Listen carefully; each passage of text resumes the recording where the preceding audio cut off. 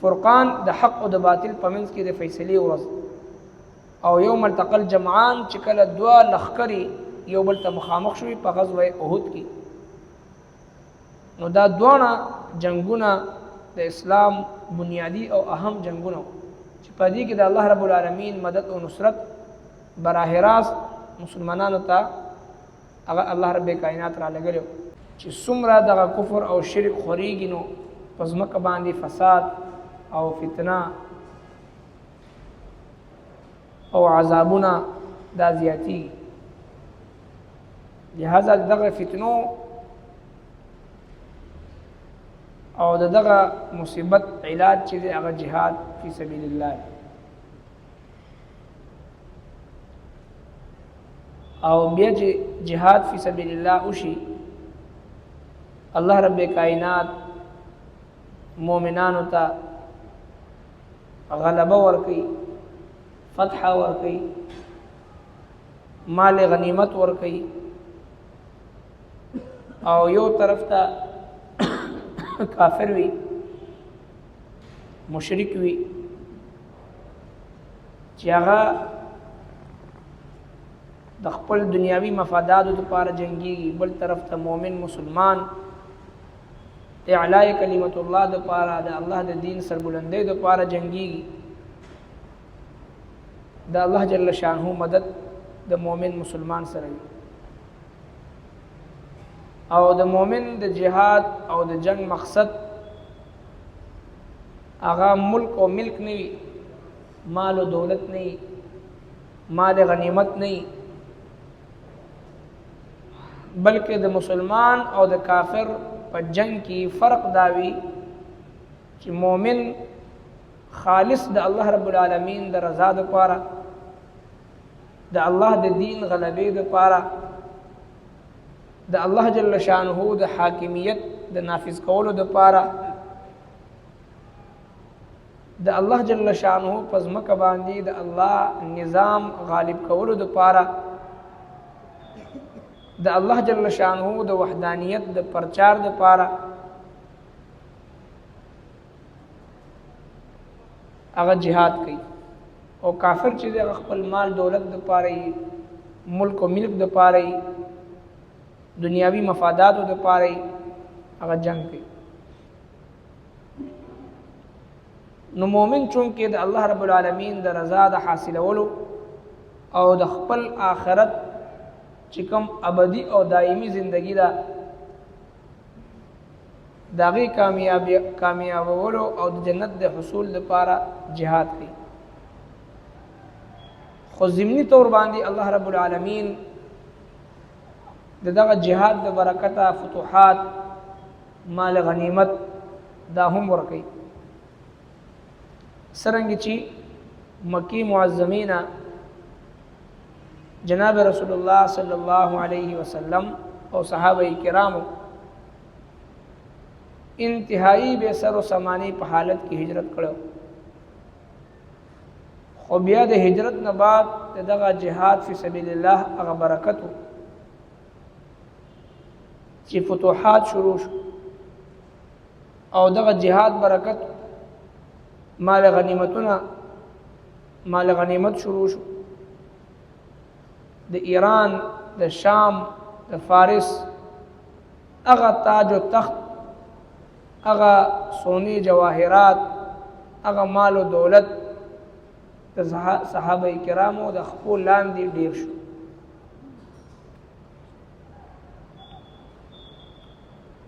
دا د جهاد برکت دا ضمني طور باندې په خپل باندې الله تبارک وتعالى چې د مؤمنانو ته ورکړي. څرنګه چې یو مسلمان کور جوړي او پاغي کې کړکۍ او د روشندان انتظام په دې نیت سره کوي چې یاره په دې به ماته د اذان आवाज راځي،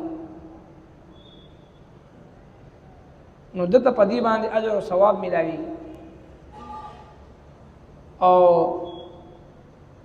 د روشندان او د کړکۍ نه هوا په خپل باندې ضمني طور باندې راځي. دغه شان دي د جهاد فی سبیل الله مقصد چې د دین غلبه ده، د شرک خاتمه ده، د کفر او د شرک علاج کول دی او د کفر او د شرک د وجنه پس مکه باندې چې کوم فساد خوريږي د هغې خاتمه ده د کافرانو او د مشرکانو نه د مظلومو مسلمانانو حفاظت کول دی د مشرکینو او د کفارو هغه غرور او تکبر ماتول دی دا بغیر د جهاد نه ماتیږي او چې کله نه مسلمانانو جهاد پرېښی دی د دوانو جهانو سردار د حدیث مبارکه مطابق اذا ترکتم الجهاد فسلط الله علیکم الذله چې کله تاسو جهاد پرېږدئ نو په تاسو باندې ذلت او رسوایي به مسلط کړی شي نن چې یو مسلمان نه تپوس وکړي چې ستا په ژوند کې د جهاد څه اراده شته د شهادت تمنا دې چېرته کړې ده نو جواب په نفي کې ملاوي زموږ ستاسو د ژوند چې کوم معمولات دي په هغې کې جذبه جهاد شوق شهادت دا شامل دی او که شامل نه دی نبی کریم صلی الله علیه وسلم محبوب ترین عمل چې تمنا د هغې دپاره کوي لوددت ان اقتل فی سبیل الله ثم احیا ثم اقتل ثم احیا ثم اقتل ثم احیا ثم اقتل فرمایي چې زما د زړه تمنا دا ده چې د الله په لاره کې قتل کړی شم بیا ژوندی کړی شم بیا قتل کړی شم بیا ژوندی کړی شم درې ځله دا تمنا کوي ځکه چې دا د قرآن کریم د 500 آیتونو مبارکو حکم دی دا د چا ذاتی جذبات نه دی خواهشات نه دی د وینې ګرمایش نه ده څرنګه چې مونځ روژه زکات حج دا فرض دقه شانتي د کفر او د شرک خلاف د دین د غلبې دپاره د مظلوم مسلمانانو د نجات ورکولو دپاره د کفر خلاف اواز اوچتول جهاد کول دا فرض نو چې کله جهاد وشي نو الله جل شانه مال غنیمت هم ورکوي او دغه مال غنیمت تقسیم الله جل شانه په دې انداز سره فرمایي چې دا په 5 حصو باندې تقسیم شي 4 حصے مجاهدینو ته ملو شي او 5مه حصہ هغه د جناب نبی کریم صلی الله علیه وسلم مبارک دور کې دغه 5مه حصہ کې د نبی علیہ السلام او د نبی علیہ السلام د رشتہ دارانو چې چا د نبی علیہ السلام د پاره خپل هر څه قربان کړو او هغوی باندې زکات او فرضي صدقات اغشتل هغوی د پاره حرام نو مال غنیمت کې نبی علیہ السلام ورسره دغه ذوی القربا او دغه شانتی بیا یتیمانان او مسکینان او مسافر د نبی علیہ السلام د دنیا تشریف ورول نه بعد د هغوی هغه برخه او دغه شان د هغې اقارب او هغه برخه هغه نشته اوس مال غنیمت په دغه چې کوم 5مه حصه ده 4 حصې د مجاهدینو او 5مه حصه دغه په دې نورو مستحقینو باندې تقسیمېږي چې کوم قرآن کریم ذکر کړی دی واعلموا پوه شئ انما غنمتم چې هغه څه چې په غنیمت کې بیا موندلو تاسو من شیء د څه څیز نه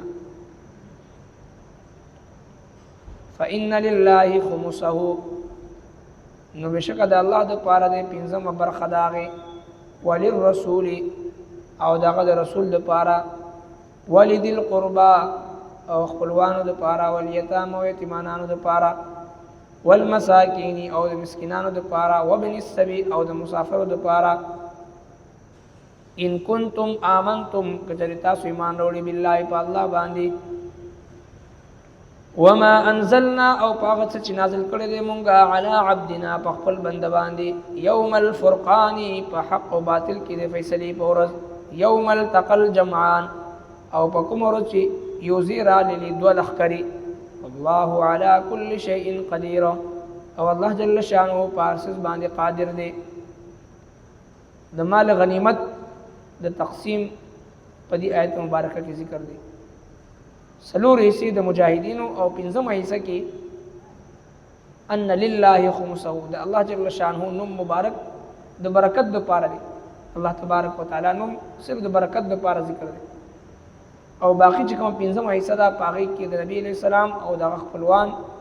یتیمانان او مسکینان او مسافر او بیا خصوصیت سره الله جل شانه دې ذکر کړی دی چې ځکه تاسو مؤمنان یې، تاسو ایمان وروړئ، تاسو د جهاد مقصد مال غنیمت نه و. اوس چې کوم مال غنیمت راشي نو هغه ټول به د وخت امیر المجاهدین په مخ کې به جمع شي او د هغې په تقسیم باندې، د هغې په خوښه باندې به دا مجاهدینو کې تقسیمي. او تاسو ایمان وروړئ دی په هغه چې کوم ما په خپل بنده باندې نازل کړی دی. په کوم ورځ باندې؟ یوم الفرقان، یوم التقى الجمعان. یوم الفرقان نه مراد غزوه بدر او یوم التقى الجمعان دینه مراد غزوه احد دی. فرقان د حق او د باطل په منځ کې د فیصلې ورځ، او یوم التقى الجمعان چې کله دوه لښکرې یو بل ته مخامخ شوي په غزوه احد کې. نو دا دواړه جنگونه د اسلام بنیادی او اهم جنگونه چې په دې کې د الله رب العالمین مدد او نصرت براه راست مسلمانانو ته هغه الله رب کائنات را لګلو. نو د دې خصوصیت سره دې ذکر وفرمایل او اهل ایمان ته مسلمانانو ته قیامت پر راتلونکي مسلمانانو ته دعوت فکر دی چې کله هم تاسو د حق د غلبې لپاره مهنت او کوشش او قتال او جهاد کوئ، رب کائنات مدد و نصرت بتاثر شامل حال. ربنا آتنا في الدنيا حسنة وفي الآخرة حسنة وقنا عذاب النار برحمتك يا أرحم